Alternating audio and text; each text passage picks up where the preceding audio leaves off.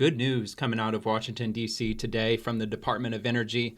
They are slashing 47 regulations, and it's the first milestone in America's biggest deregulatory effort. This is available from the U.S. Department of Energy here on X. And in Washington, the U.S. Department of Energy today announced the first step in the Energy Department's largest deregulatory effort in history, proposing the elimination or reduction of 47 regulations that are driving up costs and lowering quality of life for the American people. Once finalized, these actions will save the American people an estimated $11 billion and cut more than 125,000 words from the Code of Federal Regulations. That's always nice to hear. These actions, in accordance with President Donald Trump's executive order, Zero-Based Regulation to Unleash American Energy, advance President Trump's promise to restore consumer freedom, lower costs, and unleash American energy dominance.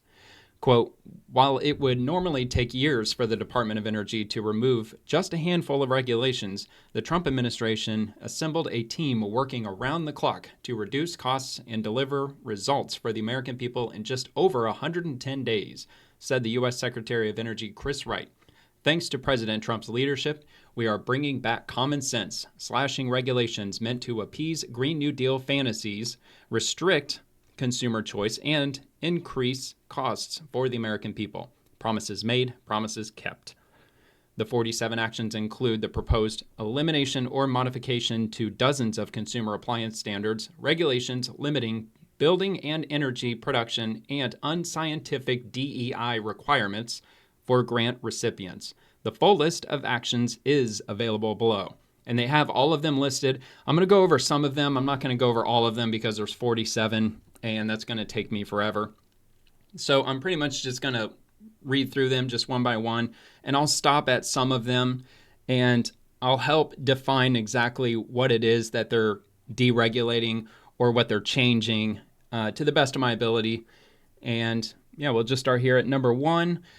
Let's see, rescinding requirements for exempt external power supplies under the EPS Service Parts Act of 2014. So, what is the EPS Service Parts Act of 2014? Well, I got it right here for you. So this is on Google's AI. I'm not a big fan of Google's AI. I'm actually more of a fan of Grok because Grok on X produces a lot more information, but I figured I would go with Google this time. I kind of prefer Google just for the sake of making any videos because it tends to lean in a certain political direction as opposed to another. So I just figured I'd go with the Google result for this. But anyway, this is the AI overview. Exempt external power supplies under the EPS Service Parts Act of 2014. The EPS Service Parts Act of 2014 exempts certain external power supplies, EPS, from complying with energy conservation standards. Specifically, it exempts EPSs that are made available as service or spare parts by a manufacturer. This exemption was established to allow manufacturers to continue providing these components for older products while maintaining energy efficiency. So I don't think that's like a really huge deal that they rescinded that, but there's a little bit of key points, a few other tidbits of information. Again, I'm not going to read through everything because we got 47 things to go through. So that's it for that one. Let me see. Actually, I'll make this a little bit bigger just to kind of make it a little more simpler to see on screen. So for number two, streamlining administrative procedures with respect to the import and export of natural gas. So that's the next one. So number three is going to be streamlining application for presidential permit authorizing the construction, connection, operation, and maintenance of facilities for transmission of electric energy at international boundaries. So that sounds to me like perhaps they're going to work on maybe perhaps an energy deal maybe between the U.S. and Canada. I mean, I believe that Canada already supplies us with quite a bit of energy. I'm sure up in the Northeast, I'm sure there's probably transmission lines that cross our borders. So maybe that's going to lift some of that, plus with respect to construction and things of that nature. Number four, rescinding collection of information under the Energy Supply and Environmental Coordination Act of 1974. And we're going on to number 5, rescinding regulations for loans for minority business enterprises seeking DOE contracts and assistance. DOE, again, is the Department of Energy. So number 6, we're looking at streamlining applications for authorization to transmit electric energy to a foreign country. Probably speaking about Canada, Mexico. I mean, that's just a wild guess there. So number 7, rescinding the production incentives for cellulosic biofuels. Bad with words. Cellulosic biofuels. So let's see if I can bring that up here. The production incentive for cellulosic why do I have so much trouble saying that word? Biofuels are tax credits and other subsidies designed to encourage the production and use of biofuels made from non-food, non-starch biomass sources like wood, grass, and agricultural waste. These incentives aim to promote energy independence, reduce greenhouse gas emissions, and diversify markets for agricultural products. So they're going to be rescinding certain standards with regard to that. So let me move on over here to number 8. Let's scooch that out of the way for now. Let's see, number 8, rescinding reporting requirements, certification, independent verification, and DOE review for voluntary greenhouse gas reporting. And number 9, rescinding the grant programs for schools and hospitals and buildings owned by units of local government and public care institutions. Number 10, rescinding the renewable energy production incentive. So what is the renewable energy production incentive?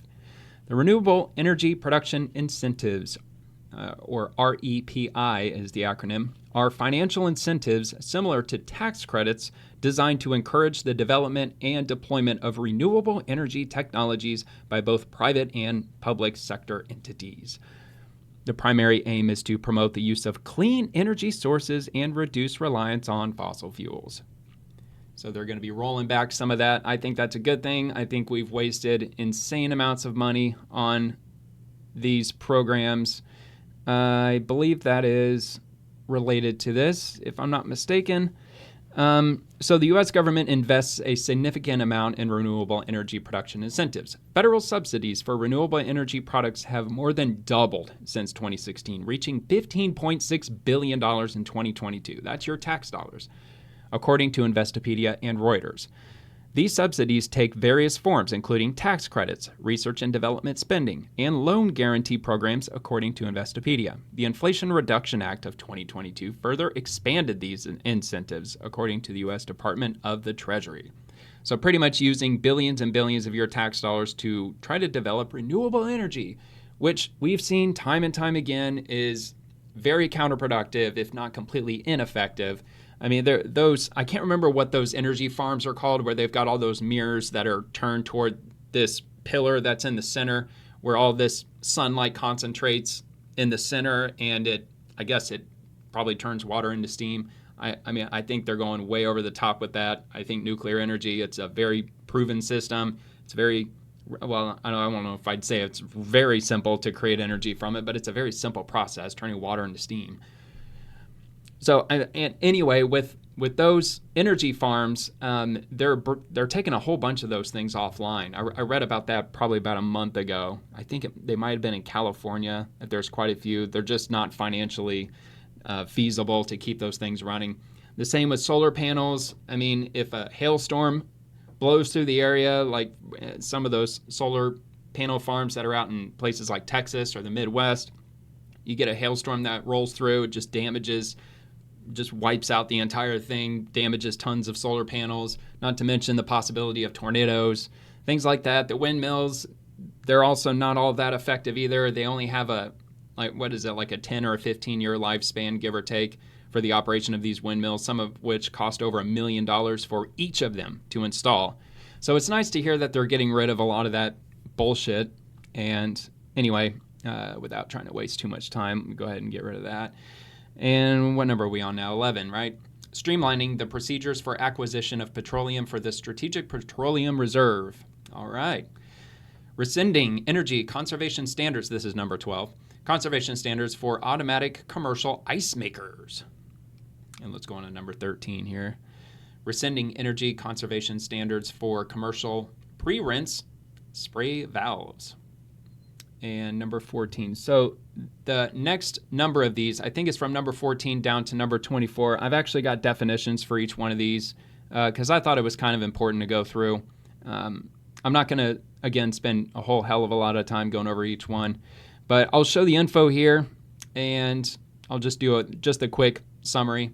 So let's start with number 14, rescinding the energy conservation standards for microwave ovens. So the U.S. Department of Energy has implemented energy conservation standards for microwave ovens, with updated standards taking effect on June 22nd of 2026. These standards aim to reduce standby power consumption with specific limits for different types of microwave ovens, including microwave-only countertop built-in and over-the-range models. So the next one is going to be number 15, rescinding the water use standards for faucets. Federal standards mandate that residential kitchen and bathroom faucets cannot exceed a flow rate of 2.2 gallons per minute. However, the U.S. Environmental Protection Agency encourages the use of even more water-efficient faucets with flow rates of 1.5 gallons per minute or less. Some states and municipalities have stricter requirements. I'm assuming those are in blue states. So kind of sucks when you get a restriction on your water flow. Plus, it sounds to me like it's going to end up being somewhat of a snowball effect. You know, it starts there, and where does it end? That we're just getting a dripping water faucet, and that's the maximum that we can get. Now, I get it if you're in desert areas or places where it gets really dry certain times of the year. I can understand that if they're going through a drought. You know, you want to conserve water, but I don't think the federal government getting involved is the right way to go. Leave that up to the states. Leave it up to the states that are out in the desert. All right, so I think we're on number 16, correct? I think so, yeah. So rescinding energy conservation standards for external power supplies. So the U.S. Department of Energy sets energy conservation standards for external power supplies under the Energy Policy and Conservation Act. These standards, known as DOE level, what is that, level 7, correct? Yeah, I think I got my Roman numerals right on that one. They aim to improve the efficiency and reduce no-load energy consumption of EPSs. They require manufacturers to meet higher average efficiency levels and lower no-load power consumption 2 years after the final rule is published. So we're going to number 17 here. Rescinding in part the amended energy conservation standards for dehumidifiers. So the Department of Energy has finalized amended energy conservation standards for dehumidifiers, which took effect in June of 2019. These standards are based on the Integrated Energy Factor, or IEF for short, a new energy efficiency metric that considers energy use even when the dehumidifier is off. The new standards also include revised testing procedures focusing on more realistic conditions like a basement setting at 65 degrees Fahrenheit. So obviously Google assumes that everything is still in place. I mean, I'm sure that they're going to roll these out. I don't know if they're effective immediately. I mean, they very well might be. But obviously Google hasn't caught up to this outstanding news that we received from our federal government and the Department of Energy today. So anyway, that is what's in place up until that went into effect. Item number 17. Once that gets rolled out, this overview that I'm reading doesn't apply in the way that it reads currently. So they're rescinding this. They're getting rid of this, essentially. I mean, some of these standards are just stupid. Talk about a waste of time and effort. I mean, you'd think that the federal government would have better things to do than talk about freaking dehumidifiers. So anyway, item number 18, rescinding the amended design requirements for conventional cooking tops. The DOE has amended design requirements for conventional cooking tops to include new energy conservation standards effective January 31st of 2028. So this actually hasn't even rolled out yet. Matter of fact, a couple of items back, they also mentioned, I think, 2026. So it appears that some of these policies have not quite rolled out yet, or they might be slowly rolling out, like just item by item, just little by little. It might start to take effect. I know the EPA with mile per gallon standards with motor vehicles, that is absolutely insane. I mean, that is worth a whole video in and of itself. Like I think that motor vehicles for 2026, they have to be getting over 40 miles a gallon. That includes pickup trucks, by the way.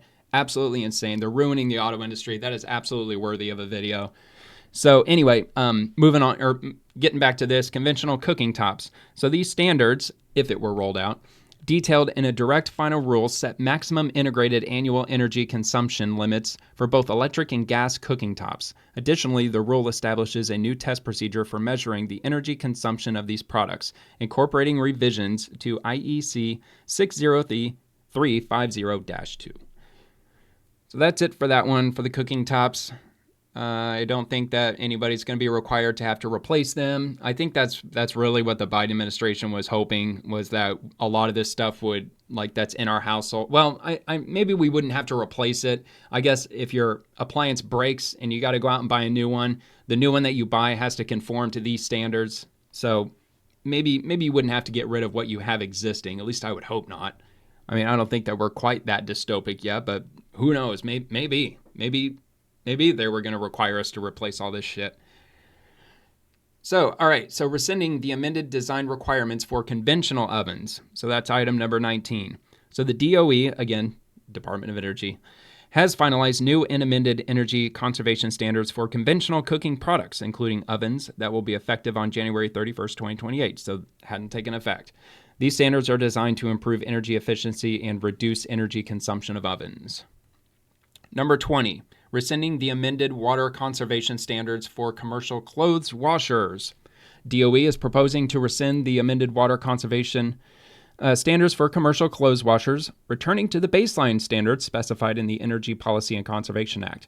This action, detailed in a Federal Register notice scheduled for publication on May 16th of 2025, would effectively repeal the stricter water conservation requirements previously implemented for commercial clothes washers. So Google caught up to that one. So that one's obviously a current read. And item number 21, rescinding the amended water use standards for residential clothes washers. That potentially returns the water use requirement to the statutory water factor of not more than 9.5 gallons per load. Good grief. This proposal would revert the standards back to what was previously in place before the 2024 amendment. I'd be curious to know how many. So it says 9.5 gallons. I mean, so I have an old school washer. I don't have a new washing machine, the front loading ones. I've never had one of those before. The washing machine I have, it's from the 1980s, I believe, maybe the early 1990s. Pretty much all the appliances I have are ancient. But all it does is shake your clothes. I mean, it's not rocket science. But yeah, if I put an extra large load in there, it's probably 15 gallons maybe. I don't know. It at least appears that it contains quite a bit of water. It's an old school washing machine. It does what it needs to do. I mean, it's not fancy like one of these front loaders, which I've heard are getting crazy expensive. I haven't looked. I don't even want to look. But anyway, I'll go ahead and move on. Let's see. I think we're on number 22, if I'm not mistaken. Are we on the dishwashers yet? Yeah, we're on dishwashers. So we're on number 22. So the DOE is rescinding the amended water use standards for residential dishwashers. They finalized amended energy conservation standards for dishwashers, including water use, effective April 23rd of 2027. Again, hadn't rolled out yet. The new standards reduce energy consumption by 15% compared to current standards, while also reducing water waste. The current standards limit standard-sized dishwashers to use 307 kilowatt hours per year and 5.0 gallons of water per cycle. So they're rescinding that, I guess. Let's see. Now we're on number 23, rescinding the efficiency standards for battery chargers. So battery chargers are mandatory regulations set by governmental agencies like the DOE in the U.S. to ensure that these devices are energy efficient and minimize energy waste. These standards specify maximum power consumption limits for different modes of operation, such as charge, standby, and no battery modes. The DOE has issued notices of proposed rulemaking to establish and tighten these standards with proposed changes affecting external battery chargers and power supplies. I mean, see, I just don't think that the federal government should be this nitpicky, this petty, this involved. I mean, leave it up to the companies, leave it up to the consumers, leave it up to capitalism. Let the people decide what they want. Let people use their own common sense. And if they don't have common sense, whatever. It's their right. All right, so that's it for that one. We're on number 24, rescinding the efficiency standards for compact residential clothes washers.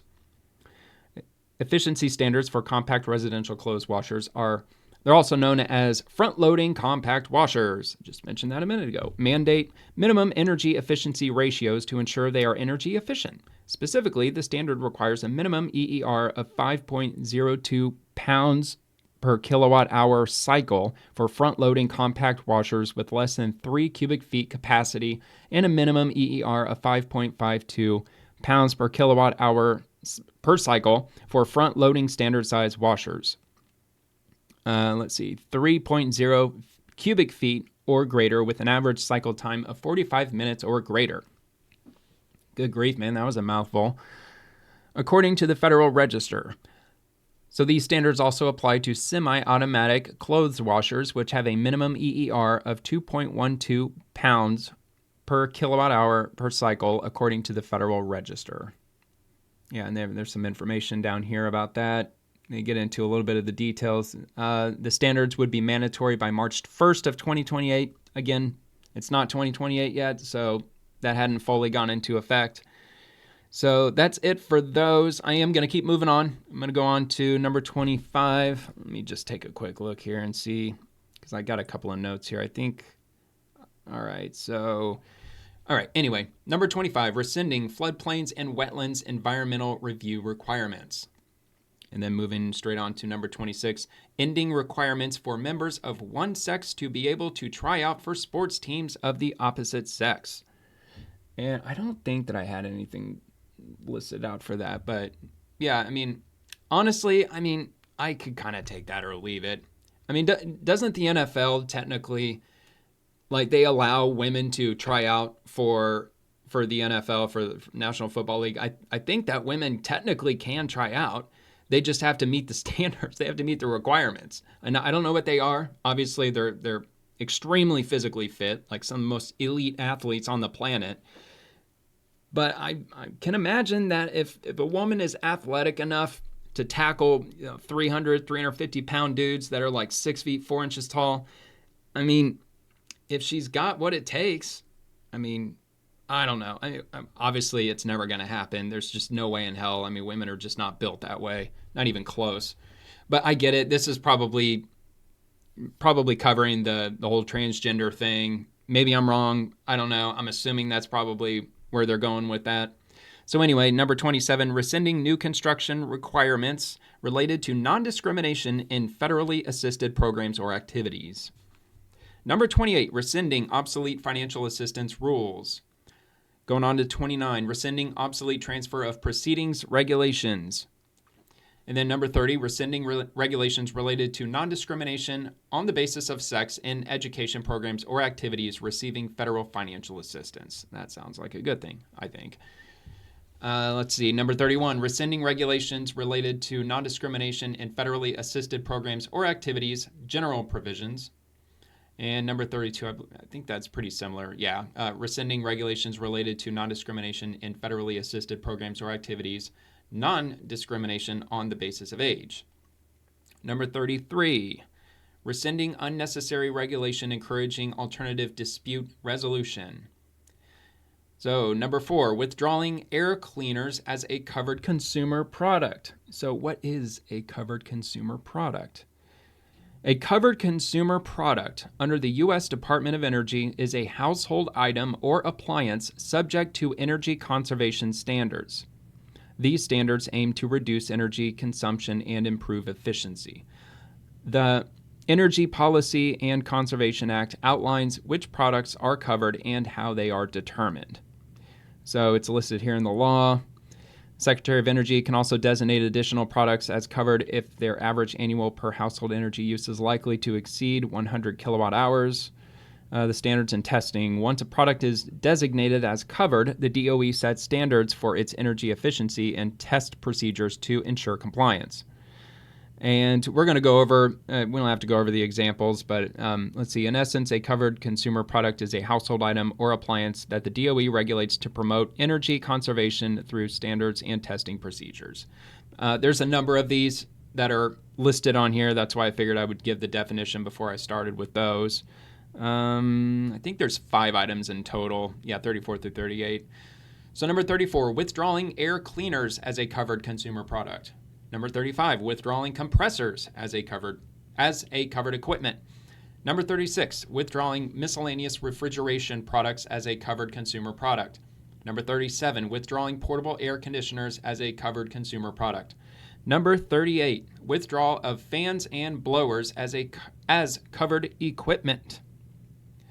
So from there, I'm going to go ahead and move on to number 39, rescinding test procedures for small electric motors. Number 40, rescinding test procedures for commercial warm air furnaces. Number 41, rescinding unnecessary ADR regulations for DOE Contractor Employee Protection Program. Number 42, request for information on lowering the efficiency standards for furnace fans. So nitpicky, man. Notice rescinding, number 43, by the way. Notice rescinding 10 unlawful and burdensome guidance documents. So I tried to find out what they were referring to exactly. I didn't have a whole lot of luck, and I just frankly didn't have enough time. So I might look into that at some other time. But anyway, number 44 is rescinding the definition of showerhead to unleash better shower pressure. I know President Trump, he brings that up quite often. He's actually been talking about that for a while. I think he even talked about that back in 2020 when he was running again. Something about how they were trying to regulate that and how that wasn't going to happen under his administration, something like that. And of course, I think they rolled it out, which is the reason why it's on here. So I guess if you like your shower head, like if you're rich enough and you have one of those ceiling shower heads that just rains down on top of you, now you can just unleash all the water you want now that they're rescinding this.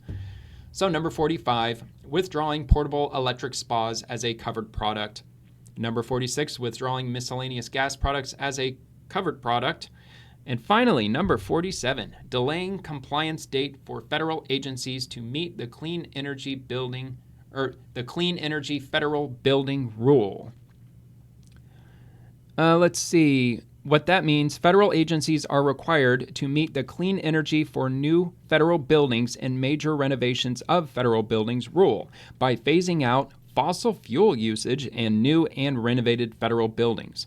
This rule, which implements the Energy Independence and Securities Act of 2007, requires a 90% reduction in fossil fuel use for projects started between fiscal years 2025 and 2029. A 90% reduction. You're shitting me. According to the U.S. Department of Energy, the ultimate goal is to achieve net zero emissions across the federal government's building portfolio by 2045. Thank God they're getting rid of that, because that is just brain dead, just dumb as all hell. So, yeah, they're not completely getting rid of it, though. I need to correct myself. It says that they're delaying compliance date for the federal agencies to meet the Clean Energy Federal Building Rule. So I guess that might be to be continued. I mean, they just rolled out this list. I don't know if I tried to find something that outlines this in more detail. I'm sure Department of Energy is coming out with it. If they haven't yet, you can go to, you can go to their X profile. And I don't think that they've really rolled anything out beyond this. Let's see, U.S. Department of Energy. They can be found at the handle @energy. Quite simple. Very, very simple. But I believe that this might be one of the most recent ones. That was pinned from April 29th. Let's see. So Secretary Chris Wright, this was 2 hours ago. The government's purpose is to serve the American people, not limit freedom and dictate choices. That's why, at the Department of Energy, we implemented 47 deregulatory actions in one day that will strengthen American liberty and choice. So they haven't rolled, or at least not on their X profile, they haven't listed in much detail, not really in any detail beyond the list that they provided. So I'll probably be on the lookout. My profile is over on X is the same as it is over here on YouTube. It's @Spathon. So if I see anything in more detail, I'll just drop it on there if you're interested in having a look, or you can go out and look for yourself. But I think I covered the gist of it as well as I could. I couldn't go over all 47 items. I mean, that would take forever. I mean, frankly, it took longer than I wanted it to just to make this video. But anyway, there you have it. That's a very good start. What did they say? Within the first 110 days, something like that. So good news to hear. The more regulations they slash, I mean, I am all for it. I want the smallest federal government that we can possibly get. I know it's a very, very big uphill battle. There's something like 3 million federal employees working for the federal government. It is an enormous behemoth. It is ridiculous. Hopefully we'll get it under control. $37 trillion, I think we're approaching with the federal deficit. That is absolutely insane. That essentially means that every single American man, woman, and child owes well over $100,000 each. That's what we're on the hook for. It's something like $108,000, maybe $110,000 that each American citizen owes to the federal government. Like that's what our deficit represents. The money's got to come from somewhere. And our federal government, it's supposed to fully operate on taxes, not necessarily strictly income taxes from each American. I know there's a slew of other taxes out there. And I mean, you could get into a whole nother debate on that. But anyway, they're slashing this. It's a good thing. The more they cut, the better. So that's it for tonight. Have a great night. See you later.